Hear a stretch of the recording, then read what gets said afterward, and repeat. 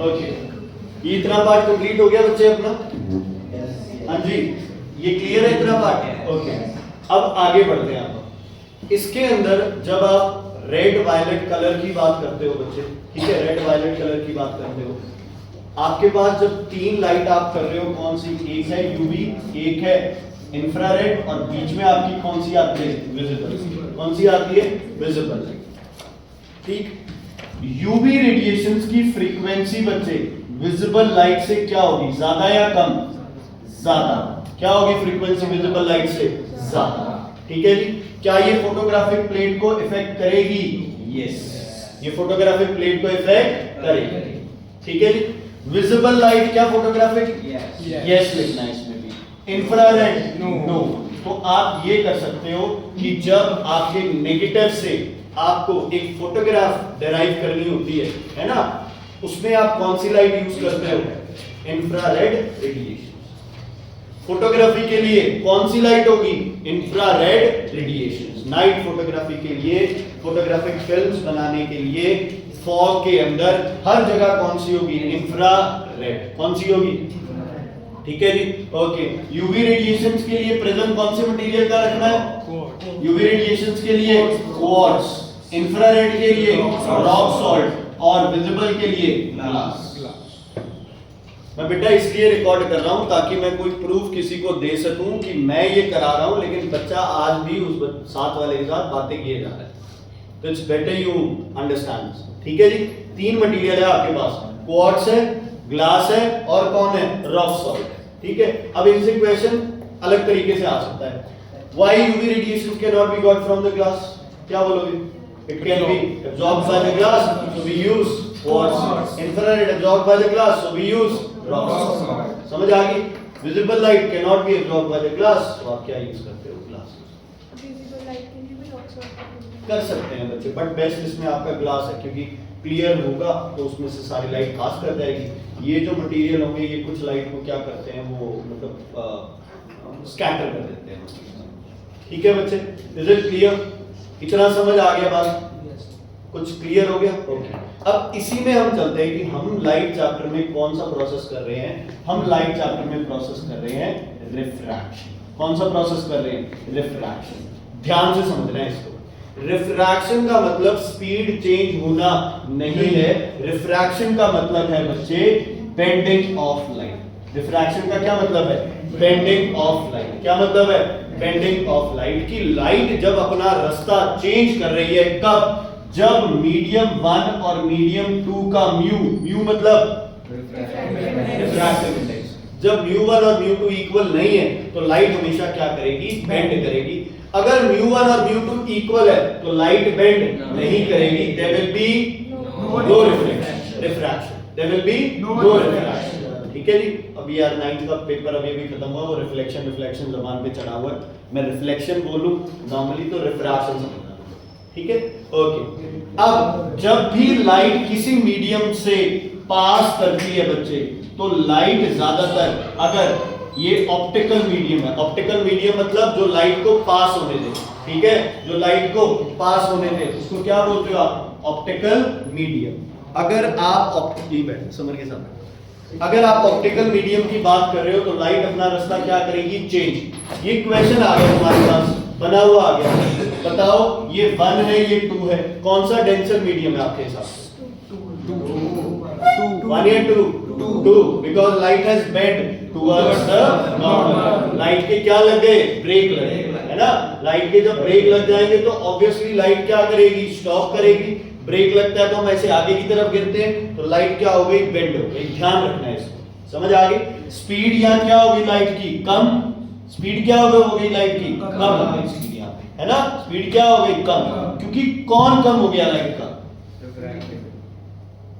Speed come, wavelength and frequency. Wavelength and frequency. Frequency तो change हो ही नहीं सकती, तो कौन कम हो गया लाइट का?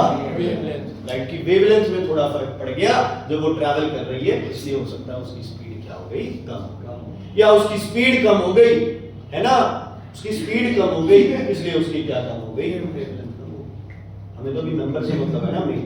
ठीक है जी। क्या हो गया? क्लियर है ये पार्ट? Is it clear? तो ये दूसरे एंगल से भी आ सकता है क्वेश्चन, है ना? इधर लाइट अवे फ्रॉम नॉर्मल आ जाए। अच्छा, अगर ये आ जाए आपके पास क्वेश्चन ऐसे, तो क्या समझते हो आप इसमें? Is there any refraction? No refraction. It means refractive index of medium 1 and medium 2 is same. medium 1 and medium 2 is same. बच्चे 2 घंटे हैं, ढंग से सुन लो बस। Yes. ठीक है जी, 2 घंटे ढंग से सुन लो, तुम्हारा बहुत फायदा हो जाएगा इसमें। मैंने इंटरनेट पे भी जितने ही कल 3-4 दिन से देख रहा हूँ कि चल आपा यार, और नहीं तो आप चेक कर लें, जितने भी तुम्हारे कंटेंट क्रिएटर लगा लो, कोई टीचर अच्छे लगा लो, फिजिक्स वाला बेस्ट जो अभी है इंडिया में उसके लगा लो लेसन, हर एक ने वो क्वेश्चन किए हैं बच्चे जो आपने ऑलरेडी 10 ईयर में या सैंपल पेपर्स में या बुक में आपने कर लिए। ठीक है, तो अलग से कुछ नहीं आने वाला, बेवजह वहां कंफ्यूज नहीं होना है, क्योंकि इजी क्वेश्चन को डिफिकल्ट बनाया जाता है वहां पे फिजिक्स के पेपर में। कोई डिफिकल्ट क्वेश्चन नाम की कोई चीज नहीं है फिजिक्स में, सिर्फ एक सिंपल सा क्वेश्चन होगा। जैसे पिछली बार क्वेश्चन था, हम क्या पढ़ते जा रहे हैं? करंट और मैग्नेटिक फील्ड से हम किसकी डायरेक्शन पढ़ रहे हैं? फोर्स की। उन्होंने तुम्हें फोर्स और करंट दे दिया, मैग्नेटिक फील्ड निकालना था। प्रोसेस तो वही है ना? हम क्या करते हैं, ये और ये मैग्नेटिक फील्ड और करंट, इससे हमें ये थंब की डायरेक्शन आती है। उन्होंने तुम्हें थंब और करंट की डायरेक्शन दे दी, तो ये फिंगर कोई चेंज थोड़ी हो जाएगी, रहेगी तो भाई। तो एक क्वेश्चन के हर एक एस्पेक्ट को स्टडी करना थोड़ा सा सीख लो बच्चे, 4 दिन है, बढ़िया तरीके से। ये क्लियर हो गया इतनी बात? ओके, अब एक क्वेश्चन आया हुआ है कि मान लो ये लाइट ऐसे स्ट्राइक करती है, तो पहले तो मुझे बताओ कि लाइट ये कहां जाएगी? स्ट्रेट पास करेगी। ये हमारा लॉजिक हर उस क्वेश्चन में अप्लाई होता है जहां तुम्हारा एक प्रिज्म बना हो। समझ आ गई बच्चे? मान लो कोई भी प्रिज्म है, मुझे उसकी डायमेंशंस का नहीं पता है, मुझे नहीं पता वो 60 है, वो 60 30 है, 45 है, जो मर्जी है। पहली बात तो वहां दिया होगा, मुझे नहीं पता मान लो, और एक लाइट यहां आ रही है और आपको बता दिया ये 90 पे स्ट्राइक कर रही है, तो यार एक नंबर तो अपना पक्का कर लो, उसको सीधा तो मारो उस पे जाके। समझ आ गई? उसके बाद एंगल्स, ये 90 है, ये भी 90, मान लो ये 30 गिवन है, ये कितना हो गया? 60। नॉर्मल बनाओ, ये कितना हो गया? 30। ग्लास का क्या होता है रिफ्रैक्टिव इंडेक्स? याद रखना है, पानी का 48 है ना, और डायमंड का 24। तो ये लाइट कहां जाएगी? ये लाइट बाहर, towards normal, away from normal. ठीक है, जो मस्त है, कोई चक्कर नहीं है इसमें। सर स्टेप वाइज मार्किंग है, जैसे सीबीएसई में होती है। होती है बच्चे स्टेप वाइज मार्किंग, मतलब ऐसे होता है जैसे तुम्हारे न्यूमेरिकल्स में आ गई तो तुम्हारा आंसर गलत हो गया, 3 नंबर का न्यूमेरिकल है तो वो 1 नंबर चला जाएगा, बाकी आपको मिलेंगे। कोई भी क्वेश्चन कोई भी आंसर फ्रैक्शन में नहीं छोड़ना है, मिक्स फ्रैक्शन में नहीं लिखना है, डेसिमल्स में लिखना है। थ्योरी में स्टेप कैसे बनेंगे? जैसे मतलब वो आंसर की होती है उसके पास और एक पॉइंट सही है और एक नहीं है, उसमें मतलब मैच हो जाता है। बच्चे वो है ना, डिपेंड करता है। देखो आंसर की जो फिजिक्स की तुम्हारी नेट पे आ जाती है ना, उस पे 100% भरोसा नहीं किया जा मतलब सकता। सीबीएसई की तो एनसीईआरटी वाली होती है, आईसीएसई कौन सी होती है? आईसीएसई का तो आईसीएसई पैटर्न ही आता है अपना। एनसीईआरटी नहीं, एनसीईआरटी पैटर्न नहीं आता ना, वो सीबीएसई नेशनल बोर्ड हो गया ना। आईसीएसई है जरूर नेशनल बोर्ड, लेकिन उसका ये इस पैटर्न से कोई लेना देना नहीं है। एनसीईआरटी आंसर की वाली चलता है या वैसे रैंडमली? आंसर की जो आती है वो प्राइवेट आती है, आईसीएसई की तरफ से कोई आंसर की नहीं जनरेट होती। वो जैसे मेरे जैसे वाले कोई भी है, जैसे अपनी आंसर की बना के डालती बोर्ड, वो अलग होती है, और आईसीएसई बोर्ड की तरफ से कोई आंसर की जनरेट नहीं है। मतलब टीचर खुद से चेक करता है कौन से वाला? बोर्ड वाला। बोर्ड में उनको तो पैटर्न बनेगा, उनके लिए तो वो फैकल्टी बैठ के आंसर की बनाएगी, अपने को नहीं दी जाएगी ना।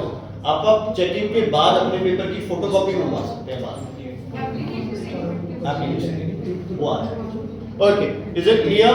बट ऐसे चक्करों में नहीं पड़ना है, रिजल्ट जैसा मर्जी अच्छा ही आएगा पहली बात तो, है ना, लेकिन ये रीचेकिंग वाले चक्करों में नहीं, आगे बस हो गया 10th, अब 11th 12th पे जाएंगे। ओके, इधर आओ, 90 डिग्री पे ये लाइन लगी, इधर देखो 90 डिग्री पे लगी, अब ये रेट क्या आ जाएगी बच्चे? सीधा। अब इस पे क्वेश्चन आता है, is there any refraction of light? No. Is there any refraction of light? No, because we'll concentrate on bending. We'll concentrate on bending. Bending light की नहीं हुई है, तो is there any refraction? No refraction. Did speed of light change? क्योंकि refraction का cause क्या था? Change in speed of light when it travels from two mediums with different optical densities. यहां बेंडिंग नहीं हुई है, यहां बेंडिंग नहीं हुई है, तो इसका मतलब मुझे बताओ क्या स्पीड चेंज हुई है? हुई है बच्चे, स्पीड चेंज होगी, 100% होगी स्पीड चेंज, स्पीड चेंज होगी। लेकिन लॉज ऑफ रिफ्रैक्शन क्या आता है? अगर एंगल ऑफ इंसिडेंस आपका जीरो है, यहां पे है ना, एंगल ऑफ इंसिडेंस यहां क्या हो गया? जीरो। आप चेक करो एंगल ऑफ रिफ्रैक्शन भी आपके पास क्या हो गया? जीरो हो गया। इसका मतलब लाइट बेंड नहीं हुई है, लेकिन लाइट की स्पीड चेंज हुई है अगर दोनों मीडियम क्या है? डिफरेंट। ठीक है, तो लाइट रिफ्रैक्शन ना करे इसकी वजह क्या क्या हो सकती है? पहला, light strikes at an angle of 90 degrees, ठीक है जी, the glancing angle is 90 degrees और the angle of incidence is 0। दूसरा कारण क्या हो सकता है? सेम मीडियम में ट्रैवल करेगी या both the mediums are having the same optical density, same optical density. समझ आ गई दमन? क्लियर है वंश? क्लियर है बेटा? ठीक है, तो रिफ्रैक्शन के अपने दो सिंपल क्वेश्चंस कवर हो सकते हैं इसमें कि जब 90 डिग्री पे जाएगी तो स्पीड तो चेंज होगी लेकिन रिफ्रैक्शन नहीं होगी। ये एक ऐसा केस है जहां स्पीड चेंज होने के बाद भी रिफ्रैक्शन नहीं होगी। ठीक है, अगर कोई मीडियम अपने अंदर से लाइट पास कराने देता है ना, ऑप्टिकली एक्टिव कोई मीडियम है जिससे लाइट पास कर जाती है, ट्रांसपेरेंट मीडियम है, हर ट्रांसपेरेंट मीडियम में कुछ अमाउंट ऑफ लाइट क्या करती है बच्चे? यहां मैं सही बोल रहा हूं, रिफ्लेक्ट भी करती है। क्या करती है? रिफ्लेक्ट भी करती है। समझ आ गई? मान लो तुम्हें एक सिंपल क्वेश्चन आ जाए कि तुम्हें रिफ्रैक्शन ऑफ लाइट बतानी है। क्या बतानी है तुम्हें? रिफ्रैक्शन ऑफ लाइट बतानी है when light travels from a denser medium to a rare medium.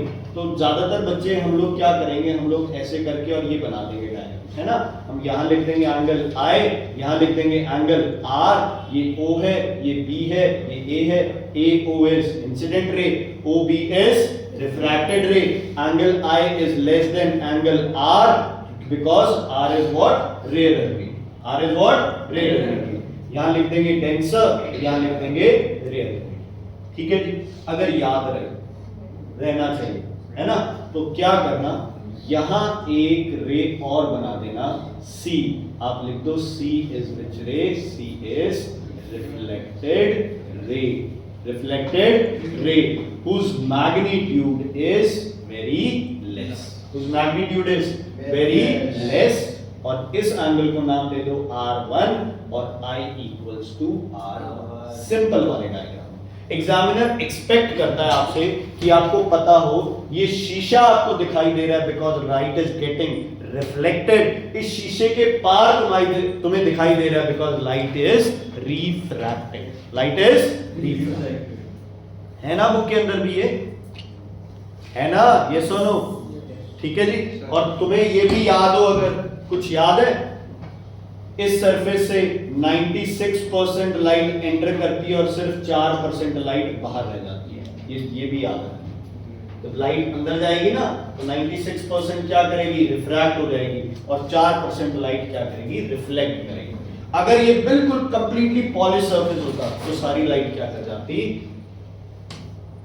Reflect हो जाती। हाँ जी बोलो। आपकी रिफ्लेक्शन दिखती है। हाँ, तो इसलिए मतलब रिफ्लेक्ट हो रही है ना लाइट। ये ग्लास में दिखाई दे रहा है, कई बार बिल्कुल साफ ग्लास होता है, हम चलते हैं तो उनके अंदर जाके लगते हैं, तो समझ लो कि रिफ्लेक्शन बहुत कम हो रही है, इसलिए वो लाइट सारी पास करी, हमें ऐसे लग रहा है कि यहाँ कुछ है ही। अब यहाँ से लाइट वापस नहीं आ रही ना, यहाँ से नहीं आ रही तो मैं यहाँ से ट्रैवल कर सकता हूँ क्योंकि मुझे पता है यहाँ पर मीडियम चेंज नहीं हुआ है। लेकिन अगर यहाँ से लाइट वापस आ रही होती तो मुझे समझ आ जाता कि यहाँ कुछ इल्यूजन आपकी भी चीजें होती है, लेकिन स्टिल अगर कुछ दिखाई दे रहा है जहां से रिफ्लेक्शन आ रही है तो वहां कोई सरफेस है। इज इट क्लियर बच्चे? यस। Is it clear? तो परफेक्टली ट्रांसपेरेंट मीडियम नाम की कोई चीज नहीं है। यहां से हम दो चीजें कर सकते हैं, इस दीवार से रिफ्लेक्शन आ रही है और एक शीशे से रिफ्लेक्शन आ रही है। रिफ्लेक्शन ही बोल रहा हूं सर। इसमें क्या डिफरेंस है? दीवार से और शीशे से रिफ्लेक्शन में क्या डिफरेंस है? क्लैरिटी। दीवार धुंधली दिखाई देगी, शीशा ज्यादा साफ दिखाई देगा। तो आज तो यही कह रहे हैं, क्लैरिटी। देख लो यार, एक बार दीवार की तरफ देखो, एक बार शीशे की तरफ देखो, कौन चमक रहा है ज्यादा? शीशा। ऑब्वियसली दीवार दुबली दिखाई देगी बच्चे। क्यों दिखाई देगी? थोड़ा सा डिफरेंस रहेगा दीवार पे, है ना। जितना मर्जी तुम लोग इसको ग्लॉसी पेंट करा दो, फिर भी इसमें और ग्लास में डिफरेंस रहेगा। क्यों रहेगा? क्योंकि यहाँ रिफ्लेक्शन क्या है? यहाँ रिफ्लेक्शन है रेगुलर रिफ्लेक्शन। कौन सी है? रेगुलर। ये अपने वाली दीवार पे इररेगुलर रिफ्लेक्शन। तो जितनी इररेगुलरिटी होगी उतनी क्या दिखाई देगी? धुंधली, इधर उधर लाइट जाएगी। दूसरा, ये लाइट क्या कर रहा है? ये ज्यादातर लाइट को क्या कर रहा है? रिफ्लेक्ट। अगर पीछे जैसे अपन ने वो लगा दिया, ओपेक मीडियम लगा दिया, तो ये ज्यादातर लाइट को क्या कर रहा है? रिफ्लेक्ट। दीवार ज्यादा लाइट को रिफ्लेक्ट नहीं कर सकती। इससे भी अच्छा एक रिफ्लेक्शन का जरिया है, इससे भी अच्छा। इसको ओपेक कर दो, सिल्वर पॉलिश कर दो, सब कुछ कर दो। इससे भी अच्छा एक और रिफ्लेक्शन है, टोटल इंटरनल रिफ्लेक्शन। शर्म आनी चाहिए अगर आप बोल नहीं पा रहे हो। क्या है ये? Total internal reflection. क्वेश्चन आता है ग्लास की रिफ्लेक्शन में, प्लेन मिरर की रिफ्लेक्शन में, प्लेन मिरर की रिफ्लेक्शन में और टोटल इंटरनल रिफ्लेक्शन में क्या डिफरेंस है?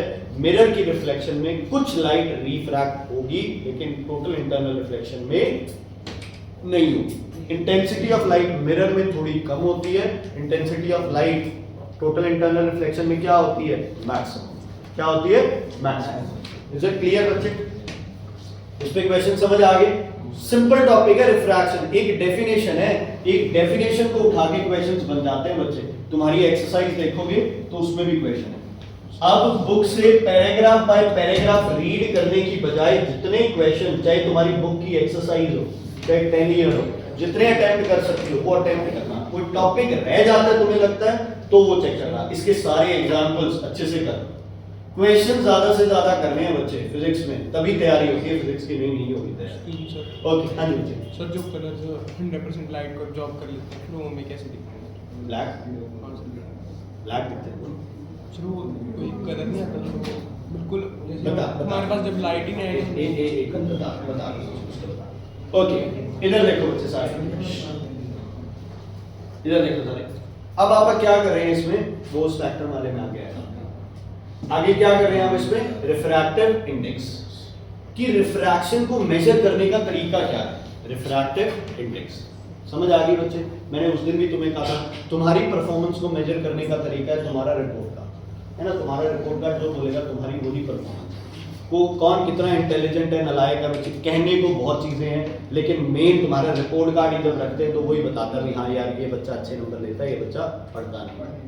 अब ध्यान से सुनो, जो आपका म्यू है ये बताता है the extent of bending of light. Light कितनी क्या कर रही है? बेंड कर रही है। और इसका सबसे पहला जो फॉर्मूला है वो है साइन आई अपॉन साइन आर। ये सबसे इंपॉर्टेंट फॉर्मूला है इसका, साइन आई अपॉन साइन आर। ये कौन सा लॉ है तुम्हारा? Snell's law. कौन सा लॉ है? Snell's law. क्वेश्चन आ जाता है given relation of refractive index and sine I and sine and angle of incidence and refraction. अच्छा, ये इंसिडेंस कौन से मीडियम में होगा? जहां से लाइट क्या कर रही है? एंटर। ये कौन से मीडियम में होगा? जहां से लाइट क्या कर रही है? क्या कर रही है? ठीक है बच्चे, ओके।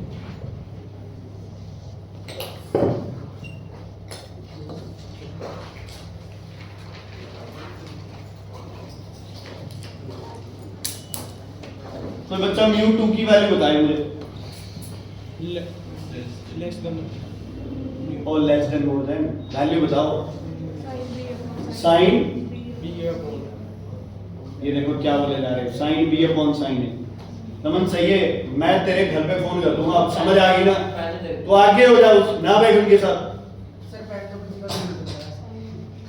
एक पेन गिरने पे 4 लोग उस पे ऐसे क्यों पढ़ते हैं कि मैं उठाऊंगा? हाँ जी, रिफ्लेक्टिव इंडेक्स फर्स्ट मीडियम पे, सेकंड मीडियम। ये 1 मीडियम है, ये 2 मीडियम, मतलब ठीक है, आप इसे करते हैं।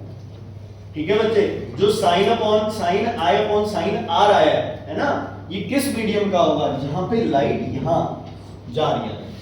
ठीक है, लाइट एंटर कहां से कर रही थी? इस मीडियम से, और एग्जिट कहां से कर रही थी? इस मीडियम में। तो इस मीडियम की रिफ्रैक्शन का पता चलेगा अपने को। पहले में तो सीधी जा रही है। अच्छा, अगर μ1 हो जाता तो क्या लिखते हैं इसको?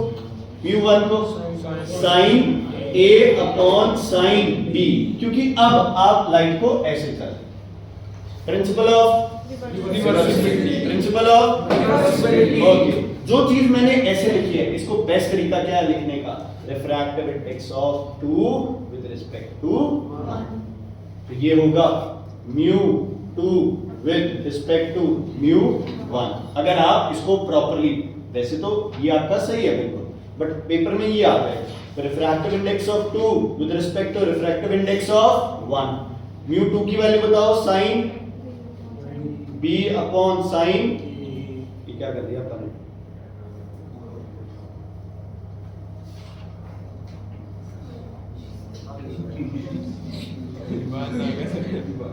वैल्यूज उल्टी कर दी ना अपन। चलो कोई नहीं भाई, हाँ जी ठीक है, क्लियर है बेटा?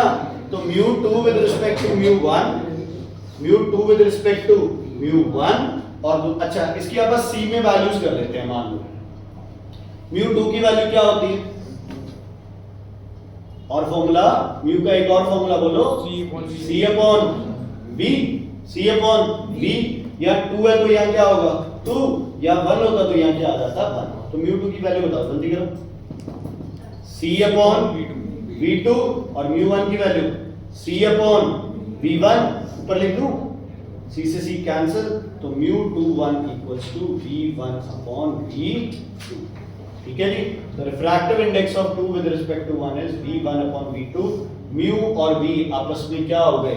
Inversely proportional. क्या हो गए? Inversely proportional. समझ आ गई? क्या आ गए? Inversely proportional. क्वेश्चन आ जाता है, हवा में स्पीड है 5 मीटर पर सेकेंड, ठीक है, और वाटर में स्पीड है 3 मीटर पर सेकेंड, और ग्लास में स्पीड है 2 मीटर पर सेकेंड। तुम्हें निकालना है refractive index of air with respect to glass. तो mu A upon mu W, बताओ क्या करेंगे? V W upon V A, V W upon V A, क्योंकि ये डब्ल्यू है, इसका वी ऊपर इसका वी नीचे, वी डब्ल्यू 3 और वी ए 5, तो कितना आ गया? 3/5 0.6। यूनिट क्या होता है रिफ्रैक्टिव इंडेक्स का?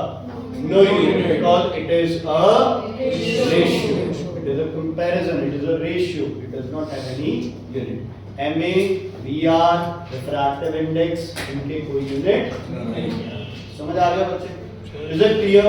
वो जो V1 और V2 है वो सेम ही होगी सर? सेम क्यों होगी भाई? लाइट बेंड हो गई।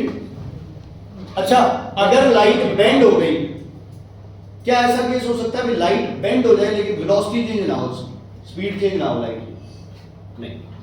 समझ आ गई? स्पीड तो चेंज होनी ही होनी है जब बेंडिंग होगी, लेकिन कई बार बेंडिंग ना होने पे भी स्पीड चेंज हो जाती है। वो कौन सा केस है? नहीं। कौन सा केस है? नहीं सर। हाँ जी सर वो जो अगर हम उसको AOB नाम देते हैं तो AO की स्पीड और OB की स्पीड सेम ही होगी सर? ना, बी की स्पीड सर क्योंकि एयर में ट्रैवल करती है वो लाइट, तो बाद में अपना सब चेंज करेगी अपनी स्पीड, फिर ही बाद में। अब तू क्या कह रहे है? ये एयर है?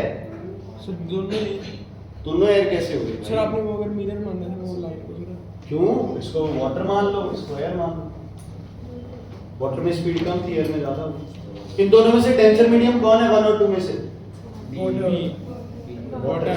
1 और 2 में से 1 है, क्योंकि एंगल क्या है इसमें? छोटा है, इसमें एंगल क्या है? आपने कहा कि बेंडिंग में स्पीड चेंज होगी, तो मिराज के केस में वो एयर में ही बेंड हो जाएगा। बेटा वो तो फिर आपका टोटल इंटरनल रिफ्लेक्शन है ना। अच्छा, मिराज के केस में यार एयर में ही लाइट चेंज हो जाती है। क्रिटिकल नहीं है नहीं, क्या ये कह रही है? एयर की डेंसिटी चेंज हो जाती है मिराज में, हो जाती है। Yes. तो मीडियम क्या हो गए? चेंज हो गए। समझ आई बात? इस सेम स्पीड तब रहेगी जब मीडियम क्या रहे? सेम रहे। मीडियम सेम नहीं है, गर्म हो गई है ना? चल क्लियर है भाई?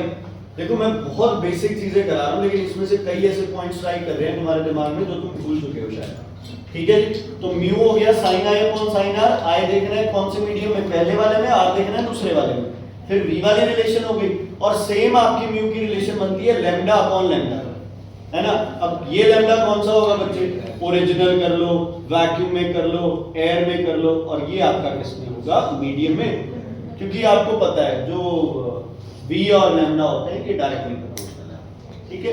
एक रिफ्रैक्टिव इंडेक्स का और है real depth upon apparent depth. Shift का फॉर्मूला क्या होता है, बोलो जल्दी। Shift real depth minus apparent depth, पक्का यही होता है। चलो फिर एपरेंट डेप्थ नहीं है अपने पास, तो एपरेंट डेप्थ क्या हो गई, real depth minus shift, real depth minus shift. Put कर दूं यहाँ values, okay.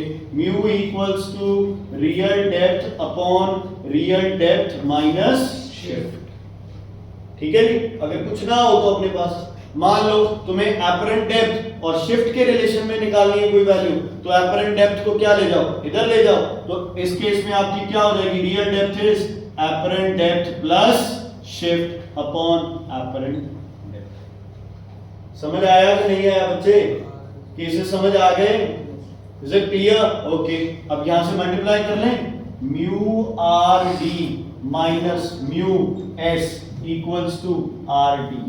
Is it clear बच्चे, इज इट क्लियर? कोई दिक्कत इसमें है तो बताओ, नहीं तो सिंपल भी कर सकते हैं। ये म्यू को कहाँ रख ले हम लोग, यहाँ रख ले, है ना। इसको इधर ले आओ, शिफ्ट को उधर ले जाओ, R D minus R D upon mu equals to S, 1 minus 1 upon mu into R D equals to S. जो मर्जी रिलेशन निकालना चाहो निकाल सकते हो। समझ आ गई? मेन तुम्हारे पास फोकस क्या रहना चाहिए, mu equals to R D upon A D and shift equals to R D minus A D. अब जो मर्जी क्वेश्चन में आ जाए, आपको पूछ ले शिफ्ट म्यू और ए डी की रिलेशन निकालो, तो किसको उड़ा दो यहां से, आर डी को। तुम्हें पूछ ले आर डी की ए डी की जगह आर डी की निकाल दो, तो किसको उड़ा दो यहां से, ए डी। आर डी और ए डी में से कौन चेंज नहीं होता है, R D. RD is not relative density, RD is real, ठीक है। रियल डेप्थ चेंज नहीं होगी, कौन चेंज होगी, कौन चेंज होगी, एपरेंट, ठीक है जी। अच्छा, डेंसर मीडियम में डेप्थ क्या लगती है, कम। डेंसर मीडियम में डेप्थ क्या लगती है, कम। रेयरर मीडियम में डेप्थ क्या लगती है, ज्यादा। मतलब अगर आप मछली हो तो पानी से जब बाहर देखोगे तो बाहर वाला इंसान क्या दिखाई देगा, लंबा दिखाई देगा, बड़ा दिखाई देगा। अगर पानी में देखोगे बाहर से तो अंदर चीजें क्या दिखाई देगी, छोटी और रेंज दिखाई देगी। डायग्राम तो आता है वो, है ना। एक लाइन क्या भेज दी आपने, सीधी भेज देनी है, दूसरी लाइन ऐसे। कई बार क्या है, ये बोला जाता है कि place the I of the observer, है ना। तो आई रखोगे तो बच्चे फिर यहां से एक और रेंज देते हैं, ठीक है। यहाँ ऐसे, ये ऐसे, ये ऐसे, ठीक है। इसको भी पीछे, इसको भी पीछे, ठीक है। आज ऐसे बच्चे पेपर हो जाए फिर पार्लर दे देंगे। हाँ जी, क्लियर है बेटा, कोई दिक्कत समझ आ गई इतनी बात? तो रियल डेप्थ और एपरेंट डेप्थ, और पता है क्या, कई बार 2 क्वेश्चन आए हुए हैं आपके, शायद सैंपल पेपर में ही इस बार, है ना। Give relation of refractive index with real depth apparent depth with velocity of light. तो बच्चा कंफ्यूज हो जाता है, यार क्या करूं, यार फॉर्मूला है तुम्हारे पास, फॉर्मूला लिखो, RD is real depth, AD is apparent depth, ये RD के डायरेक्टली है, ये इसके इनवर्सली है, फॉर्मूला लिख दिया, क्वेश्चन हो गया। ये डिटेलिंग पे जाना कोई चक्कर नहीं है, ठीक है। ये नहीं है कि फालतू में कुछ भी लिखने लग जाओ। जिन बच्चों को आता है आंसर, ठीक है, आता हुआ आंसर बेवजह कुछ भी लिख के मत गलत करना। हाँ, नहीं आता फिर तो आपको पता ही है क्या करना। हाँ जी, ओके, समझ आ गया ये रियल डेप्थ एपरेंट डेप्थ, समझ आ गया? ओके। अब साथ ही साथ हम लोग क्या करते हैं, हम लोग इसके जितने चीजें हैं वो कंप्लीट कर लेते हैं जो इसकी वजह से हो सकता है। सबसे पहली बात, जो इल्यूजन समझते हो, है ना, ये इल्यूजन है। यहाँ बैठे हो तुम लोग, यहाँ बैठने से तुम्हारे अच्छे नंबर आ जाएंगे, जो मन में वहम पाल लेता है ना। अच्छे नंबर आएंगे जब तुम खुद मेहनत करो।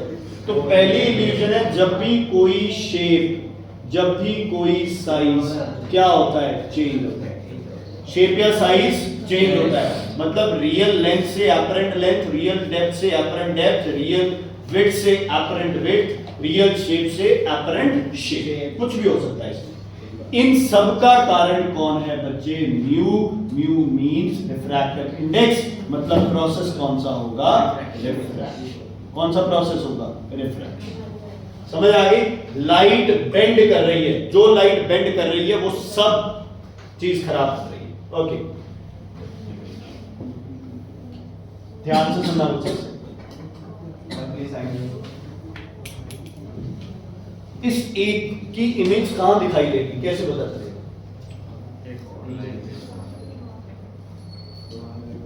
यहां से देख रहे हो? हाँ जी, कहां दिखाई देगी? पता है क्या करना है इसको? इसको क्या करना है? प्रोड्यूस करना है आपको। यहां दिखाई, समझ आ गई? कहां दिखाई देगी इसकी इमेज? वहां दिखाई देगी इमेज। ये कौन सा मीडियम है बोलो? ये डेंसर है रेयर? ये कौन सा है? रेयर में क्या दिखाई देगी चीजें? बड़ी। इसलिए वो ऑब्जेक्ट यहां की बजाय कहां दिखाई देगा? ऊपर दिखाई देगा। अगर वही लाइट इधर से आ रही थी, है ना, इधर से आ रही थी, तो इसको भी प्रोड्यूस कर दो ऐसे, और इसको ऐसे, यहां दिखाई देगा। मतलब जो ऑब्जेक्ट है आपको क्या दिखाई दे रहा है? शॉर्ट। यही तो कर रहे थे, भूल गए? ये ऐसे सीधी पास की, ये बेंड कर गई, ये यहां पे, तो ये शॉर्ट है। सर फिर आपने दो रेज की बनाई थी, जब ऊपर रेयर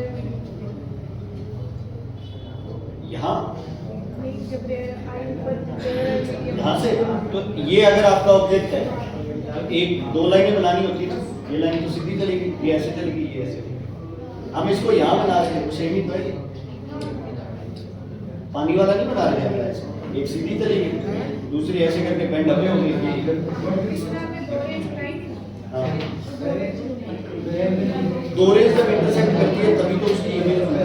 तो यहाँ पर भी दो रेज या दो बनाइए। आपने ऐसे दो अच्छा, वो आप लोग के, हाँ ठीक है, वो बना सकते हो आप। वो बच्चे पता है क्या होता है, जो ये 90 डिग्री वाली अपना लाइन बनाते हैं ना, ये अपना काम इजी करने के लिए, रिफ्रैक्शन तो भी नहीं है इसमें। तो जब प्रॉपरली जब दिया हो ना कि आपको आई प्लेस करनी है ना, उस टाइम आप दो रेज बना दो, ताकि ये हो जाए भाई जो दोनों रेज है वो यहाँ मीट कर गई। उस केस में इसको अगर कंसीडर नहीं करते तो वो फिर यहाँ आइज बनाना थोड़ा सा सौखा हो जाता है। नहीं तो इन दोनों के बीच में आइज बना दो, वो भी कुछ ठीक है। जैसे ये करिए ना, तो यहाँ हम यहाँ से देख रहे हैं, ये यहाँ देख रहे हैं, तो आप यहाँ पे आइज बना सकते हैं। वो एक लाइन पे भी बना दो, कोई दिक्कत नहीं। वो दो से थोड़ा सा ये हो जाता है, दो लाइन ताकि लग रही। क्लियर है बच्चे ये चीज? ओके, हम बात कर रहे थे इल्यूजन्स की। तो सबसे पहले हमने क्या किया था? शेप और साइज जब चेंज होता है तो रीजन क्या है? रिफ्रैक्शन। इसमें डेप्थ भी आ जाता है कि डेप्थ वगैरह चेंज हो रही है। दूसरा इसमें तुम्हारा टॉपिक है ट्विंकलिंग, है ना? क्या? Twinkling of stars. ये भी किस वजह से हो रहा है? रिफ्रैक्शन। किस वजह से हो रहा है? रिफ्रैक्शन। ठीक है बच्चे, अब ध्यान से सुनो, किससे हो रहा है ये? रिफ्रैक्शन से। धरती का क्या है बच्चे? एटमॉस्फेयर, है ना? धरती का क्या है? एटमॉस्फेयर। बाहर क्या है आपके पास? वैक्यूम। जब लाइट एटमॉस्फेयर से पास करती है तो एटमॉस्फेयर की हर लेयर की डेंसिटी क्या है? अलग है। ऊपर की लेयर्स की डेंसिटी क्या है? कम। नीचे की लेयर्स की डेंसिटी क्या है? ज्यादा। So as the medium becomes denser, the bending of light will increase and stars will not appear on their actual position, but they will keep on changing their position because the atmosphere is constantly in motion. The atmospheric air is constantly in motion. जो अपनी density motion की वजह से बार बार क्या करती रहेगी? Change, जिसकी वजह से उसकी पोजीशन चेंज। तो it appears to twinkle. It appears to twinkle. Twinkle अलग वर्ड है ना? यस। शाइनिंग नहीं बोल रहे हैं हम लोग, है ना? कोई रिफ्लेक्शन, हम ट्विंकलिंग ऑफ स्टार बोल रहे हैं, तो वो इसमें ही है। ठीक है बच्चे, क्लियर है? अच्छा, sun appears larger in size during sunrise and sunset. ये भी किसकी वजह से? Large size, size change, shape change, refraction. सुबह और शाम सूरज की दूरी हमसे क्या है? मैक्सिमम। क्या है? मैक्सिमम है। तो लाइट को रिफ्रैक्शन के लिए क्या मिल गया बच्चे? लाइट की इंटेंसिटी एक तो क्या हो गई? कम। एक रिफ्रैक्शन क्या हो जाएगी? लाइट की ज्यादा हो जाएगी। जब सूरज बिल्कुल ओवरहेड हो जाता है तो सूरज धरती के सबसे पास है, इंटेंसिटी ऑफ लाइट क्या हो गई? ज्यादा। लाइट की एनर्जी क्या है? ज्यादा। तो लाइट की एनर्जी ज्यादा होने की वजह से लाइट की 90 डिग्री एक तरह से हो जाता है, तो लाइट क्या आती है, सीधी आती है, वो आपको ज्यादा इधर उधर दिखाई नहीं देता एक्चुअल साइज की तरफ। सन की ट्विंकल करती है। कौन सा काम करता है बच्चे करता है? सुबह शाम नहीं करता, दोपहर को दिखते ही ना। ओके, इज इट क्लियर बच्चे? समझ आ गया? इन सब के रीजन क्या है? रिफ्रैक्शन। क्या है इन सब के रीजन? रिफ्रैक्शन। ठीक है जी, क्लियर है? बैक को सब 90 डिग्री हो जाता है तो ट्विंकल। इंटेंसिटी ज्यादा है ना बच्चे, जैसे बल्ब है, बल्ब वहीं खड़ा है लेकिन फिर भी बल्ब चमकता हुआ दिखाई देता है ना, वो तो इंटेंसिटी की वजह से। ठीक है, मतलब कहीं से अगर बहुत ज्यादा एनर्जी आ रही है तो एकदम से हमें वो एनर्जी की वजह से वो दिखाई देता है। ओके भाई, सुनो, ठीक है। अब अगला टॉपिक जो आपके पास आता है, ध्यान से सुन लो। जब लाइट, पहले तो मुझे निहारिका जी आप बताओ,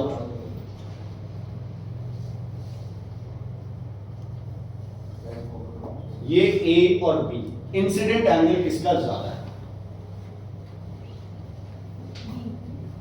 ध्रुव तू बताया। क्यों?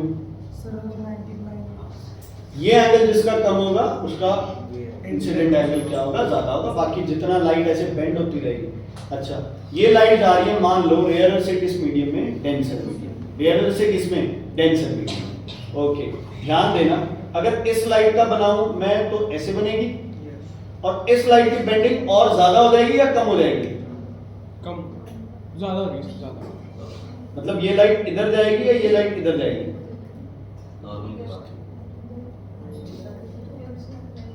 इसका एंगल ऑफ इंसिडेंस क्या हो गया? ज्यादा। ये लाइट इधर आ जाएगी, है ना, और इधर कर दो और इधर आ जाएगी, और इधर कर दो और इधर आ जाएगी। बिल्कुल ऐसे ले जाओ, ऐसे निकल जाएगी, क्या फर्क पड़ेगा? कोई फर्क नहीं पड़ेगा। समझ आ गई बच्चे? Is it clear? लेकिन हमें ये बताया कि एंगल ऑफ इंसिडेंस से एंगल ऑफ रिफ्रैक्शन हमेशा क्या रहेगा? कम रहेगा।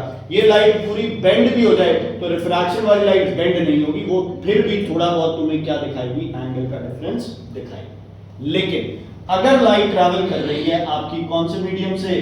डेंसर मीडियम से किस मीडियम में? Rarer medium. ठीक है, सेम टॉपिक करते हैं। अब मैंने ये वाली लाइट ले ली, बेंडिंग सीधी है, मतलब कहां जाएगी लाइट? इधर जाएगी। ठीक है, इज इट क्लियर? अब मैं इस डायरेक्शन में लाइट रे ले लेता हूं, तो अब ये यहां बेंड करेगी नहीं, इसकी बेंडिंग क्या हो जाएगी? और ऊपर चली जाएगी। मान लो इसकी बेंडिंग बिल्कुल यहां चली गई, एंगल ऑफ रिफ्रैक्शन क्या हो गया? 90। इस एंगल को क्या बोलूंगा? Critical angle. Critical angle is the Subhash ji, ये बालों की फोटो भेज देना। ठीक है बच्चे? ठीक है, critical angle is the angle of when angle of refraction in the rarer medium is 90 degrees. देखो क्या लिख दिया मैंने, और तुम भी कुछ नहीं बोल रहे। Angle of refraction is 90 degree, zero नहीं है। Is it clear? कोई दिक्कत? तो ये हो गया टोटल इंटरनल रिफ्लेक्शन? नहीं हुआ। क्या हुआ यहाँ? रिफ्रैक्शन। क्या हुआ यहाँ? रिफ्रैक्शन। ये कंफ्यूजन बहुत बड़ी होती है बच्चों के दिमाग में। भाई 90 डिग्रीज पे जो रिफ्रैक्शन हुई है उसको रिफ्लेक्शन लिखे, रिफ्रैक्शन लिखे, क्या लिखे? रिफ्रैक्शन ही लिखो यार, क्या फर्क पड़ता है? तुम्हारा एंगल ऑफ इंसिडेंस अभी भी एंगल ऑफ रिफ्रैक्शन से क्या है? कम। क्या है? कम। लेकिन अगर इससे ज्यादा मैंने लाइट को बेंड किया तो अब लाइट इस मीडियम में ना रह के इधर आ जाएगी। अब ये क्रिटिकल एंगल नहीं होगा, ये एंगल ऑफ इंसिडेंस होगा, और ये एंगल ऑफ रिफ्लेक्शन होगा, है ना? रिफ्लेक्शन होगा। अब ये हो जाएगा तुम्हारा टोटल इंटरनल रिफ्लेक्शन। कोई 1% लाइट भी रिफ्रैक्ट नहीं होगी, सारी की सारी लाइट क्या हो जाएगी? रिफ्लेक्ट।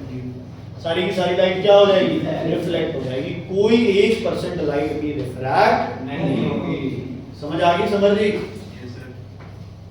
क्या समझ आया? बोलो।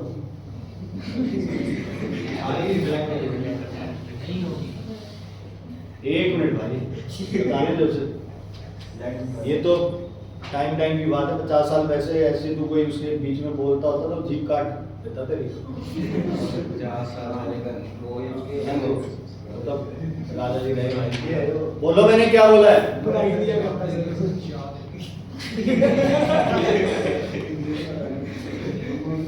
बोलो मैंने क्या बोला है?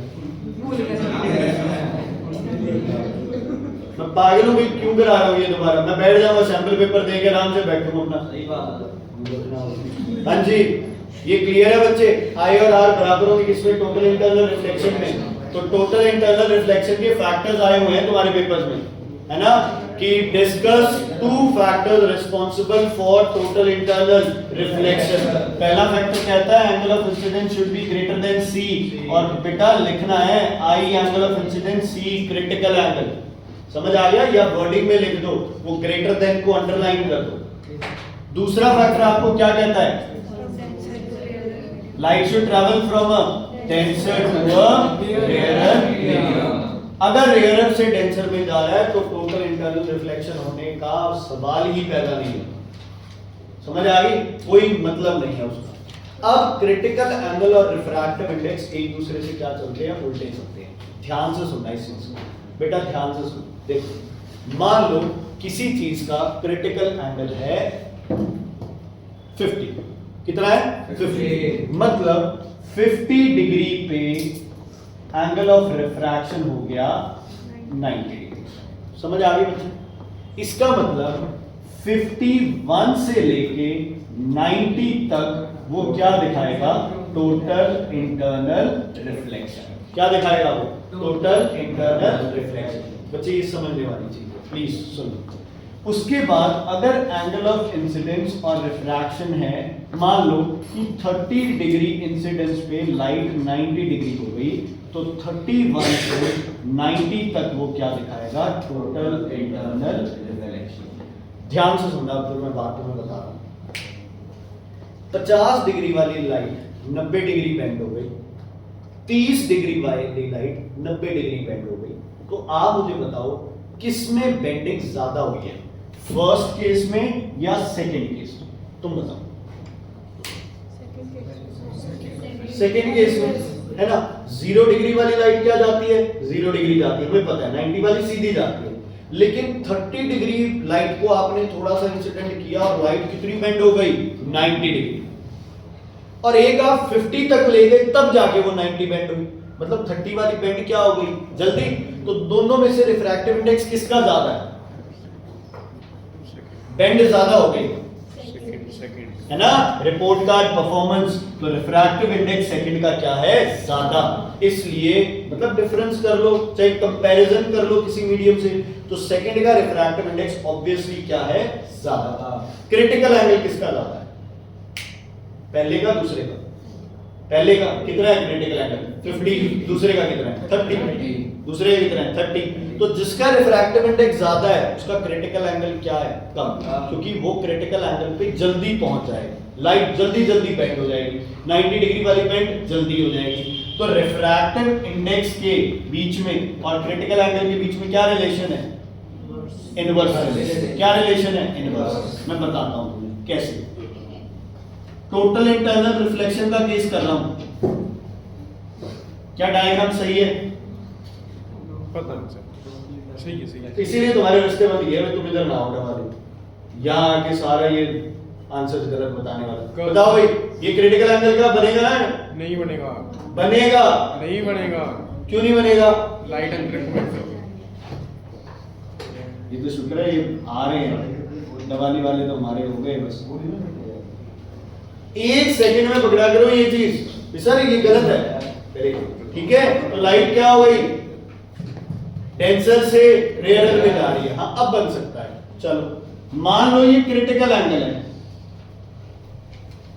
तो क्या सही है डायग्राम? क्या डायग्राम सही है? ये लाइन कहां बनेगी? 90 degree. R equals to 90 degree. Refractive index का फॉर्मूला बताओ। साइन सी कर दो, परला मतलब कौन सा? सी कर दो यहाँ पे, साइन R 90 डिग्री। सही है, कोई दिक्कत? तो म्यू साइन सी के क्या आ गया? इक्वल डायरेक्टली प्रोपोर्शनल आ गया है। नहीं आया लॉजिक ही खत्म हो गया अपने। बोलो। नहीं है सर, साइन को अपन कांस्टेंट लिया तो One upon इन्वर्सली करेंगे उसको तो नीचे आ जाएगा सर उसके। कैसे? सर वो जब इक्वल टू हटाएंगे सर अपन साइन को, सर वो इन्वर्सली हो जाएगा सर। ये रहा फॉर्मूला है तुम्हारे पास, sine I upon sine are, यही तो कर रहे हैं। क्या कर रहे हैं? कोई गलत तो नहीं कर रहे? ओके, ध्यान से सुनो। जब आपके पास टोटल इंटरनल रिफ्लेक्शन का केस आता है तो ये आपका कौन सा मीडियम है? Denser medium. ये आपका कौन सा मीडियम है? रेयर। हम रिफ्रैक्टिव इंडेक्स किसका निकालते हैं? डेंसर। किसका निकालते हैं? डेंसर। किसका निकालते हैं रिफ्रैक्टिव इंडेक्स? Denser medium. किसका? Denser medium. समझ आ गई? ये थोड़ा सा दिमाग में रखना है कि जो तुम बात करते हो ना, म्यू इज 1 अपॉन कोसेकेंट सी, ये किसकी बात कर रहे हो तुम लोग? सॉरी, 1 अपॉन कोसेकेंट हो सही गया। है सही है सही है सही है। बस फिर तो वो हो गया, फिर तो चलो उसी से ही आ गया, है ना? है ना? अभी भी अरे गलत तो है रुक जा, सर। आप क्यों बोले जा रहे हो? इनको जितना ये समझ रहे हो उनको समझने दो। आप वाला कौन साइन बोल रहे हो? हाँ जी, ये सही लिखा मैंने भाई, पेपर 4 तारीख को है, ये सही लिखा मैंने। सर डेंस फर्स्ट मीडियम या सेकंड मीडियम? सुनो ध्यान से, जब भी आप टोटल इंटरनल रिफ्लेक्शन के केस में रिफ्रैक्टिव इंडेक्स निकाल रहे हो, अकेला म्यू निकाल रहे हो, जिसको हम 1 अपॉन क्या लिखते हैं? साइन सी, या जिसको हम क्या लिखते हैं बच्चे? कोसेकेंट सी। ये किसका होता है? ये आप मान के चलो डेंसर मीडियम। किसका होता है ये? Denser medium. किसका होता है ये? डेंसर मीडियम का। तो यहाँ पे केस बनेगा mu is sine r upon sine c, ये बनेगा साइन 90 अपॉन साइन सी, तो ये बन जाएगा साइन 90 क्या होता है बच्चे? 1 अपॉन साइन सी, इसलिए ये होता है इनवर्सली प्रोपोर्शनल। क्या होता है ये? Inversely proportional. सर ये तो गलत नहीं होगा सर? ये तो फिर गलत हो गया सर। अपन क्या था कि sine mu 2 upon 1 is equal to mu 2 नहीं नहीं बच्चे, मैं आपको कह रहा हूँ कि जब टोटल इंटरनल रिफ्लेक्शन करते हैं ना अपन, जब टोटल इंटरनल रिफ्लेक्शन करते हैं ना अपन, तो जो आप नॉर्मली म्यू निकालते हो, है ना, वो म्यू किसका होगा बच्चे? फर्स्ट मीडियम का। बुक निकालो, बुक में मैं रेफरेंस दूंगा।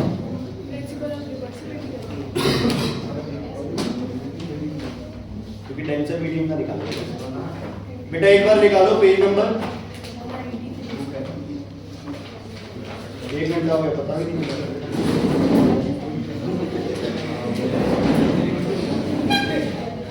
यार, का नहीं पता चला ना? मुझे चल रहा है सर। तुम्हारे सामने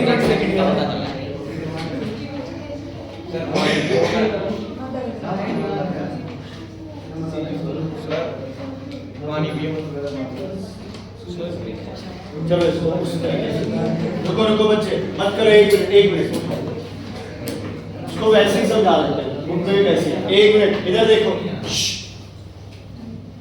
सुनो।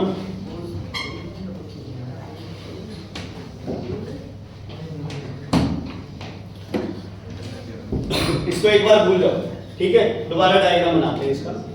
ये देखो बच्चे, अपन मीडियम लेके करते हैं, अपन एक फालतू सेंटर में पढ़ने। ये हो गया, इधर देखो बच्चे प्लीज, ठीक है? इसको ले लो ग्लास, इसको ले लो, ठीक है? ये हो गया R equals to 90 degrees, so angle I equals to, clear है बच्चे? हाँ जी, इज इट क्लियर? यस। भूल जाओ वो डेंसर, एयर, मीडियम, सब कुछ भूल जाओ, ठीक है? सब कुछ भूल जाओ। सुनो, आप जब भी ऐसे वाले डायग्राम्स करते हो, जब भी ऐसे वाले डायग्राम्स करते हो, हम यही करते हैं ना, refractive index of air with respect to glass. कोई दिक्कत है इसमें? लाइट यहाँ से यहाँ आ रही है तो हम सेकंड मीडियम का निकालते हैं रिफ्रैक्टिव इंडेक्स, यस और no? The refractive index of air with respect to glass, ठीक है? नॉर्मली क्या होगा? Sine C upon sine 90, sine I upon sine are, यही होगा? यही होगा, यस और नो? हमें किसका निकाला है रिफ्रैक्टिव इंडेक्स? ग्लास का। तो क्या हो जाएगा? म्यू जी ए, तो उल्टा हो गया साइन 90 अपॉन साइन। ठीक है, मैं तुम्हें कह रहा था भाई आप डायरेक्ट इसको याद रख लो, चलो नहीं याद रहता कोई चक्कर नहीं है, मत याद रखो। पर टोटल इंटरनल रिफ्लेक्शन में आप कौन से मीडियम का निकालोगे? डेंसर मीडियम का। तो जब डेंसर मीडियम का निकालोगे तो रेयर मीडियम से वो क्या हो जाएगा? इनवर्स हो जाएगा। साइन 91 होता है, तो ये आपस में क्या हो गए? इनवर्स ही हो जाएगा। ठीक है बच्चे, इज इट क्लियर? क्योंकि टोटल इंटरनल रिफ्लेक्शन किसके रिफ्रैक्टिव इंडेक्स पे डिपेंड करेगा? रेयर मीडियम के या डेंसर मीडियम के? रेयर मीडियम के या डेंसर मीडियम के? डेंसर मीडियम के। ठीक है, तो आपका रिफ्रैक्टिव, ये टोटल इंटरनल रिफ्लेक्शन के दो केसेस बनते हैं। एक, light should travel from a denser to a rare medium. दूसरा, light should angle of incidence should be greater than critical angle. Okay, critical angle किस पे डिपेंड करता है? Inversely proportional to refractive index, directly proportional to wavelength of light. Wavelength of light. अच्छा, temperature बढ़ाने से critical angle पे क्या फर्क पड़ता है? टेम्परेचर बढ़ा दिया तो डेंसिटी बढ़ेगी कम हो जाएगी? बढ़ेगी कम हो जाएगी? कम हो जाएगी। डेंसिटी हो गई कम, रिफ्रैक्टिव इंडेक्स क्या हो गया? कम, क्रिटिकल एंगल क्या हो गया? ठीक है बच्चे, ठीक है, इसको ऐसे याद रखते हैं रिफ्रैक्टिव इंडेक्स की टर्म्स में। भी कोई मीडियम डेंसर है, उसको अगर आपने हीट किया तो उसको आपने क्या कर दिया? रेयर मीडियम कर दिया। मेन यहाँ पे हम क्या लेके चलते हैं बच्चे? अपना जो मेन है, जो अपना स्टैंडर्ड है, उसको एयर से कंपेयर कर रहे हैं, है ना? तो जैसे कोई मीडियम ज्यादा डेंस था, उसको गर्म किया तो वो क्या हो गया? हल्का सा रेयर हो गया। रेयर हो गया तो उसका क्रिटिकल एंगल क्या हो गया? सर जो ऊपर वाला होता है वो ऐसे नहीं मानते जहाँ से लाइट एंटर करती है? सर एंटर तो फिर नहीं, ये रहा तो ये है, ये तो सही है। अच्छा, अगर इसका रिफ्रैक्टिव इंडेक्स निकाल दे तो ऐसे मान लो इसका प्रिंसिपल ऑफ रिवर्सिबिलिटी है। एंटर यहाँ से कर रही है, ये आई की वैल्यू हो गई 90 डिग्री हो गई, आर की वैल्यू रिवर्स कर लिया ना बच्चे। आप सेकंड मीडियम का रिफ्रैक्टिव इंडेक्स निकालते तो फर्स्ट मीडियम का इंसिडेंस और एंगल ऑफ रिफ्रैक्शन हो गया। अगर आप सेकंड मीडियम का निकालोगे, मतलब इसका निकालना चाहोगे, तो उल्टा हो जाएगा। नहीं समझ आया? सर और नीचे वाला बनाओ सर। एक ये आर होता है, ये क्या होता है? फाई। ये μ1 है, ये μ2 है ना? हम निकालते हैं μ2 with respect to 1 is sin i upon sin r। नहीं करते हैं? तो अगर मुझे μ1 रिस्पेक्ट टू 2 निकालना तो क्या करेंगे? sin r upon sin r। वही तो इसका अगर निकालना हो तो ये होगा, इसका अगर निकालना हो तो ये होगा। ठीक है, क्लियर है बच्चे? Okay, C by V formula से रिफ्रैक्टिव की इंडेक्स की वैल्यू आ रही है 2। Is it possible? C by V formula से रिफ्रैक्टिव इंडेक्स की वैल्यू 2 आ रही है। Is it possible? यस। क्या 1/2 आ सकती है? No. C by V formula से मिनिमम वैल्यू क्या आ सकती है? 1। क्या आ सकती है? 1। अगर रिफ्रैक्टिव इंडेक्स 1 आ रहा है मतलब लाइट बेंड नहीं करेगी। 2 आ रही है तो लाइट बेंड कर रही है, 3 आ रही है तो भी 4 5 सब में कर रही है। सबसे ज्यादा रिफ्रैक्टिव इंडेक्स डायमंड, सबसे कम क्रिटिकल एंगल डायमंड। समझ आ गई बच्चे? डायमंड का क्रिटिकल एंगल है 24 डिग्री सेल्सियस। ठीक है, कितना? 24 डिग्री। क्लियर? कोई दिक्कत इसमें? रिफ्रैक्टिव इंडेक्स का क्लियर हो गया। अब इसमें क्या क्या रीजन है? मिराज के अंदर ऊपर से नीचे जा रहे हो, डेंसिटी बढ़ रही है कम हो रही है? कम हो रही है। मिराज में earth gets heated up so the layers near earth becomes less dense, ऊपर वाली लेयर्स आर मोर डेंस। सूरज की लाइट कहां से आएगी? ऊपर वाली लेयर से पास होती नीचे वाली लेयर में जाएगी तो क्रिटिकल एंगल ऑफ इंसिडेंस से क्रिटिकल से क्या हो गया? ज्यादा। तो लाइट क्या करेगी? इसी मीडियम में ही वापस मुड़ जाएगी। इसी मीडियम में क्या करेगी? वापस मुड़ जाएगी। इसको आप इधर प्रोड्यूस करोगे तो आपको क्या मिलेगा? मिराज। क्या मिलेगा?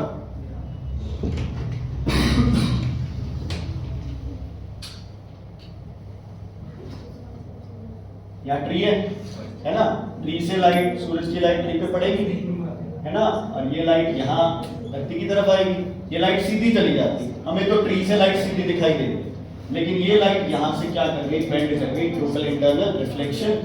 तो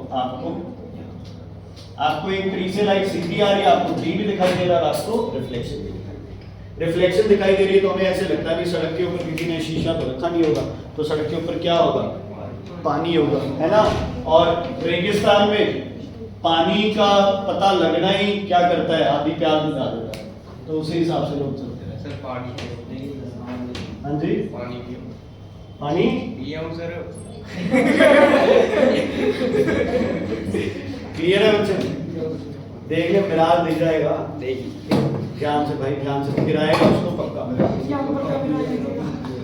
ओके, इज इट क्लियर बच्चे? तो इसमें आपके मिराज आ गया, टोटल इंटरनल रिफ्लेक्शन का केस आता है, जिसमें एक टेस्ट ट्यूब को, खाली टेस्ट ट्यूब को पानी में रखोगे तो शाइन करेगी, क्योंकि टेस्ट ट्यूब के अंदर क्या है, एयर है, बाहर क्या है, ग्लास है, वाटर है। ऐसे ही एक वेसल में क्रैक दिखाई देता है, क्योंकि क्रैक में क्या भर जाती है, हवा भर जाती है, जिसकी वजह से वो शाइन करता है। अच्छा, इसमें यार एक क्वेश्चन आया ऑप्टिकल फाइबर का। ऑप्टिकल फाइबर में आप टोटल इंटरनल रिफ्लेक्शन क्यों यूज करते हो, क्योंकि complete reflection of light takes place, so the intensity of the signal remains same, है ना। इंटेंसिटी जो सिग्नल की आपने भेजा है वो स्टार्टिंग से लेके एंड तक उस सिग्नल की इंटेंसिटी क्या रहती है, सेम है। क्या रहती है? ओके। बाकी ये वाला डायग्राम आता है सब बच्चों को? ये है ग्लास, ये है एयर।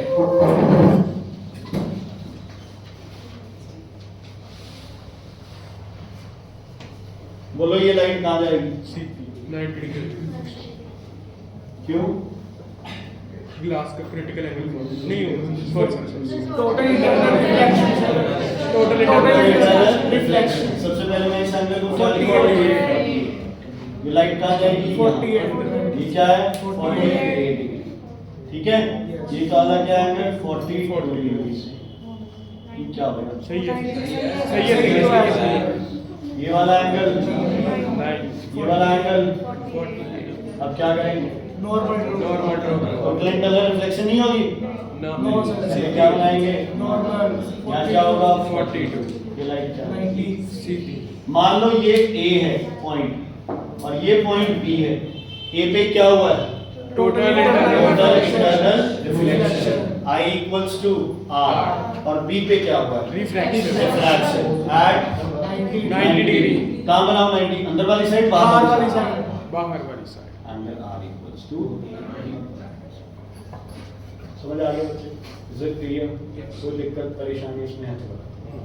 ठीक है। अच्छा, इसमें आपके दो केसेस बनते हैं रिफ्रैक्शन। एक ग्लास लैब का केस बनता है सिंपल, कोई दिक्कत है उसमें, है ना। सिर्फ ध्यान क्या रखना है तुमने कि ग्लास लैब में इंसिडेंट रे और इमर्जेंट रे एक दूसरे के क्या होती है, हमेशा पैरेलल। और जो आपका प्रिज्म होता है, जनरली प्रिज्म के अंदर आपकी ये रेज एक दूसरे की क्या होती है, इंक्लाइन। क्या होती है? इंक्लाइन। एक प्रिज्म का ऐसा केस बताओ जब इंसिडेंट रे और इमर्जेंट रे एक दूसरे के पैरेलल हो जाए। दोनों का कौन सा प्रिज्म पहले? 90 45 प्रिज्म। लाइट रे कहाँ लगेगी? हाइपोटेन्यूज पे, और लाइट रे क्या करेंगे बच्चे? ठीक है, इन्वर्ट हो जाएगा। अगर ऑब्जेक्ट को 90 डिग्री टिल्ट करना है तो कहां से पास करेंगे हम उसके? बेस से, या फिर कहां से? परपेंडिकुलर से। तो कितना डेविएट हो जाएगी लाइट? 90 डिग्री। करते हैं ना, 90 डिग्री करनी है रोटेट, या 180 करनी है, तो 180 करनी है तो क्या करोगे? हाइपोटेन्यूज से। 90 करनी है तो उसके परपेंडिकुलर से, या फिर बेस। ठीक है बच्चे, क्लियर है इतना बात? सिंपल डायग्राम आ सकते हैं बच्चे प्रिज्म, है ना। लेकिन अब जैसे तुमने बुक में किया ही नहीं हुआ, एक बार पेपर में ये डायग्राम आया हुआ, बोलो ये 60 है, ये भी 60 है, ये भी 60 है, और ये लाइट ऐसे स्ट्राइक कर रही है 90 डिग्री, ये ऐसे। तो 90 डिग्री वाली लाइट है, उसको क्या पास कराए? सीधा पास करा दे। अब थोड़ा सा दिमाग अगर लगा लो तो बड़ा सौखा हो जाए। 60 आ जाएगा। ये भी एंगल 90 है, ये एंगल क्या है? 30, ये एंगल क्या है? 60। 60 is more than 42। 60 is more than 42। तो ये लाइट रे, देखो जब ये 60 है तो एंगल 90 बन रहा है, तो ये भी तो 60 है, तो एंगल ये भी क्या बनेगा? 90। तो लाइट रे क्या चली जाएगी? सीधी चली जाएगी। ओके भाविका, यहाँ क्या हो रहा है? कुछ भी नहीं हो रहा है, लाइट सीधी पास कर रही है, कहाँ हो रहा है रिफ्रैक्शन? ठीक है, यहाँ क्या हो रहा है? Total internal reflection. यहाँ क्या हो रहा है? कुछ भी नहीं हो रहा, सिंपल रिफ्रैक्शन है, सिंपल लाइट क्या कर रही है? पास। ओके, यहाँ से यहाँ स्पीड क्या होगी? कम सेम रहेगी, कम ज्यादा? कम कम हो जाएगी। रिफ्रैक्शन चाहे ना हो, स्पीड चेंज होगी। यहाँ से यहाँ ज्यादा हो जाएगी। कौन है ज्यादा? ज्यादा।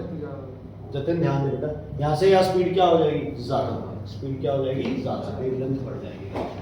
कौन सा फैक्टर चेंज नहीं होता?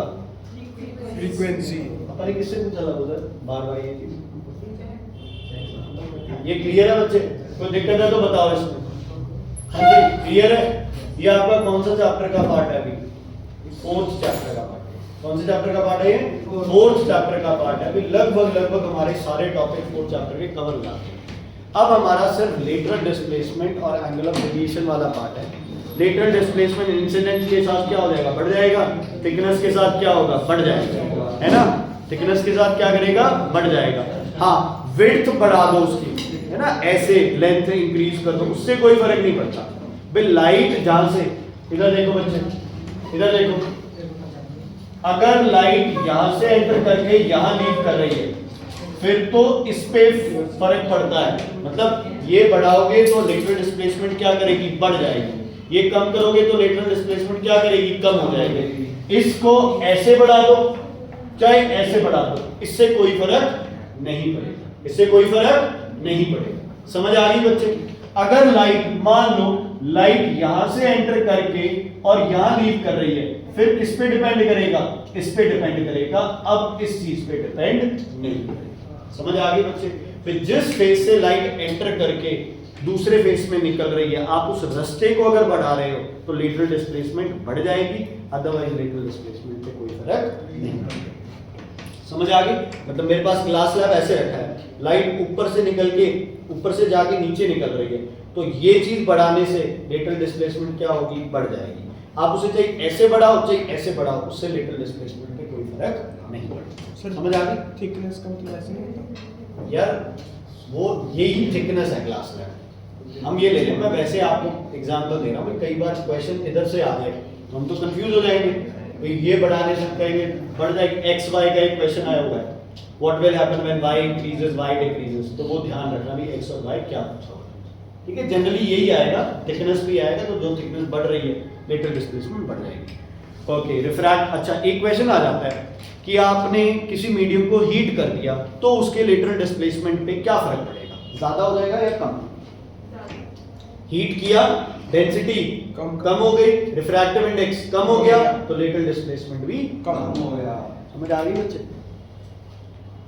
ठीक है, रिफ्रैक्टिव इंडेक्स और लेटरल डिस्प्लेसमेंट एक दूसरे के क्या है? Directly proportional. Refractive lateral displacement भी ये बता रहा है कि लाइट कितनी क्या कर रही है? बेंड। लाइट कितनी क्या कर रही है? बेंड कर रही है। हम हर ये वो केस ले रहे हैं जहां पे हम सेकंड मीडियम का रिफ्रैक्टिव इंडेक्स निकालते हैं, sine of first medium upon sine of second. ठीक है बच्चे? क्लियर है? स्नेक क्लियर है बेटा? ठीक है, कोई दिक्कत है इसमें तो बताइए, आगे बढ़े। ओके, इसके साथ एंगल ऑफ डेविएशन, बस लास्ट टॉपिक है, फिर 10 मिनट ब्रेक है। जो आपके पास एंगल ऑफ डेविएशन वाला टॉपिक है बच्चे, उसमें बेटा ध्यान रखना ये ग्राफ वाला क्वेश्चन, ग्राफ वाला क्वेश्चन प्लीज रिक्वेस्ट है। फर्स्ट सेमेस्टर में भी आया था तुम्हारे क्वेश्चन, ठीक है? और एक तरह से तुम्हें रट्टी गया क्वेश्चन, जैसे मान लो ये है तुम्हारे पास 53, ये था तुम्हारे पास मान लो जैसे 35, ये है तुम्हारे पास 30, ये है तुम्हारे पास x शायद, ये है तुम्हारे पास y, मतलब हो सकता है कोई वैल्यू। अब देखो पॉइंट A क्या शो कर रहा है? Minimum angle of deviation. Bhumi, minimum angle of deviation की वैल्यू बताओ, x या 35? वेरी गुड, ठीक है, ये क्या होगा? 35 क्यों चेंज करना है? ठीक है, नीचे क्या होता है? एंगल ऑफ इंसिडेंस, उधर क्या होता है? Angle of deviation. Is it clear बच्चे?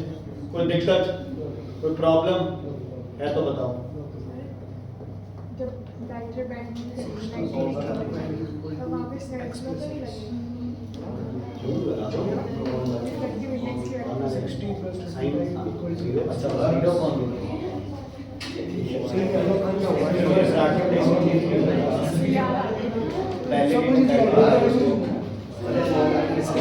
क्या वही सॉल्व ही कर रहा हूं।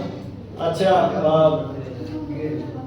स्नेह अक्षरा समरीन आप बताओ तीनों देखो तुम्हें कैसे पता चला भाई ये डेल्टा और ये आई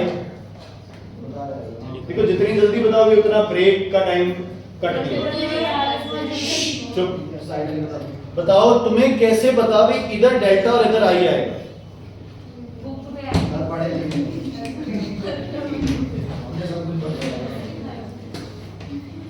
आपने बताया यस तेरी नॉलेज में पता है तो चुप करके बैठ जाए इंसान जब कुछ नहीं पता होता जरूरी है भी हर चीज में बोलना अपन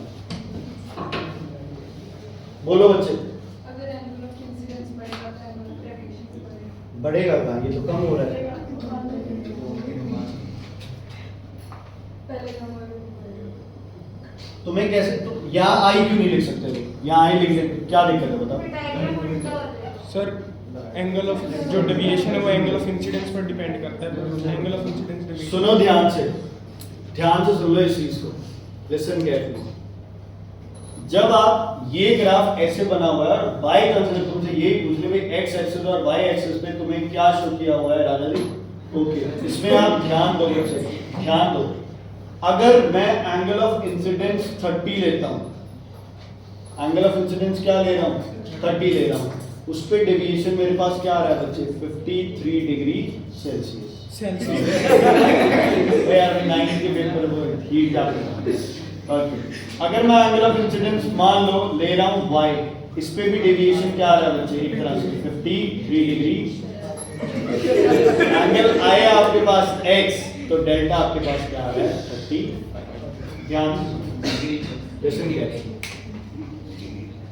देखो जब आप ये फैक्टर स्टडी करते हैं तो हमें एक चीज का पता चलता है कि जैसे आप एंगल ऑफ इंसिडेंस इंक्रीज करते हो तो एक पॉइंट ऐसा आता है जहां पे तुम्हारी डेविएशन की वैल्यू क्या हो जाती है मिनिमम और उसके बाद डेविएशन क्या करना स्टार्ट कर देती है इंक्रीज करना स्टार्ट कर देती है इंक्रीज करना स्टार्ट कर देती है तो अगर यही ग्राफ जैसे सौगात ने बोला यही ग्राफ अगर ऐसे हो जाता है ना तो हम सही है तो हम इधर क्या ले सकते थे डेविएशन ले सकते थे और इधर क्या ले सकते थे एंगल ऑफ इंसिडेंस तो जब ये ग्राफ ऐसे आ रहा है तो ये फैक्टर ये बता रहा है कि कोई डेविएशन बढ़ने से एंगल ऑफ इंसिडेंस कम नहीं हो रहा बल्कि एंगल ऑफ इंसिडेंस बढ़ने से डेविएशन क्या हो रहा है कम कितनी वैल्यू तक आएगा मिनिमम वैल्यू तक और फिर ग्राफ क्या करना स्टार्ट करेगा इंक्रीज करना समझ आ गई तो जो ये सिमिलर वैल्यूज आएगी ये एंगल ऑफ इंसिडेंस की नहीं आएगी किसकी आएगी ये वैल्यूज एंगल ऑफ डेविएशन की किसकी आएगी वैल्यूज एंगल ऑफ डेविएशन की समझ आ गई भाई एक एंगल ऑफ इंसिडेंस पे दो डेविएशन पॉसिबल नहीं है एक एंगल ऑफ इंसिडेंस पे दो डेविएशन पॉसिबल नहीं है लेकिन दो एंगल ऑफ इंसिडेंस पे एक डेविएशन पॉसिबल है समझ आ गई मतलब अगर 30 पे इतनी डेविएशन थी तो हो सकता है 70 पे जाके उतनी ही डेविएशन दोबारा हो जाए समझ आ गई तो ये ग्राफ यही शो करता है कि एक एंगल ऑफ डेविएशन जो है उसके लिए दो एंगल ऑफ इंसिडेंसेस हो सकते हैं लेकिन अगर इसको मैं एंगल ऑफ इंसिडेंस मान लेता तो एक ही एंगल के लिए दो डेविएशन पॉसिबल नहीं समझ आ गई मुझे एक एंगल ऑफ इंसिडेंस के लिए दो डेविएशन पॉसिबल नहीं है लेकिन दो एंगल ऑफ इंसिडेंसेस पे एक डेविएशन पॉसिबल है इसीलिए ग्राफ पहले गिरता है और फिर ग्राफ क्या करता है ऊपर चला जाता है तो यहां से अगर x की वैल्यू निकालनी हो तो angle of minimum deviation plus angle of prism equals to i plus e i plus i आ जाएगा यहां पे मान लो ये 60 गिवन है तो डेल्टा मिनिमम आ गया आपके पास 2i माइनस a तो मिनिमम कितना है 35 equals to 2x minus 60 2x equals to 95 x equals to 47.5 degree ठीक है बच्चे ये क्लियर हो गया इज इट क्लियर कोई दिक्कत ओके अब प्रिंसिपल ऑफ रिवर्सिबिलिटी क्या कहता है कि अगर एंगल ऑफ इंसिडेंस 30 है और इमर्जेंट एंगल 40 है, तो अगर इंसिडेंस 40 हो जाएगा तो इमर्जेंट क्या हो जाएगा, 30 हो जाएगा, है ना। ये एक दूसरे के साथ क्या कर सकते हो आप इसे रिवर्स कर सकते हो। तो बताओ अब ये वैल्यूज तो आ गई मेरे पास, कितनी है ये वैल्यू 47.5। अब y की वैल्यूज कैसे निकालें? सर 53 और 30 से e निकाल लो। 53 प्लस ये क्या 60 इक्वल टू 30 प्लस e, फिर वो e निकल जाएगी, फिर e plus y is equal to 53 plus 60। बोल लो, कुछ बोलो, मैं वही करूंगा। अच्छा सॉरी, आज बोलो 53 प्लस 60 53 ये डेविएशन है और 60 एंगल ऑफ प्रिज्म है, equal to 30 plus 30 plus plus e। अब पता है क्या बच्चे, ये वही कंसेप्ट अपन ने लगाया। देखो 30 पे भी 53 है और y पे भी 53 है, तो एंगल ऑफ डेविएशन 53 आ गया, एंगल ऑफ प्रिज्म 60 है आपके पास। देखो जब इंसिडेंस था आपके पास मान लो 30, तो कुछ उसका क्या था, इमरजेंस था। तो जब इमरजेंस वो कुछ हो जाएगा तो इंसिडेंस आपका क्या होता है, मतलब जब अगर आपका एंगल ऑफ इंसिडेंस 30 था तो मान लो कुछ भी value x y z d value थी किसकी, एंगल ऑफ इमरजेंस की, तो अगर ये इंसिडेंस हो जाएगा तो इमरजेंस की वैल्यू क्या आ जाएगी, 30। क्या आ जाएगी, 30। प्रिंसिपल ऑफ क्या, रिवर्सिबिलिटी। तो आप ये लगा लो, ये केस और ये केस कौन से पे प्रिंसिपल पे बेस्ड है, प्रिंसिपल ऑफ रिवर्सिबिलिटी। जब आप I को ले रहे हो 30 तो आपके पास कुछ इमरजेंस आ रहा है, और आप अगर इमरजेंस को ले रहे हो 30 तो आपके पास कुछ वैल्यू आ रही है I। इज इट क्लियर बच्चे, समझ आ गई इतनी बात? Is it clear? तो आपने ये मान लिया है कि y के ऊपर एंगल ऑफ इमरजेंस कितना निकल के आ रहा है, मेरे पास 30 आएगा। क्यों? क्योंकि जब एंगल ऑफ इंसिडेंस 30 था तब हो सकता है इमरजेंस की वैल्यू कितनी थी, y। ठीक है, इज इट क्लियर? तो इसमें एक सिंपल सा कंसेप्ट लगाना है, कोई ज्यादा उलझन नहीं है इसमें। 53 जो भी कॉमन है, 53 50 42, उसके अंदर एंगल ऑफ प्रिज्म ऐड करना है, और दो जहां पे वैल्यू सेम है उनको क्या रख देना, उनके बराबर रख देना, आपके पास वैल्यू। ठीक है जी, तो ये आपके पास कौन सा चैप्टर कंप्लीट होता है, 4 चैप्टर, और कुछ पार्ट आपका कंप्लीट होता है 6 मार्क्स। ठीक है, चलो 5 मिनट बाद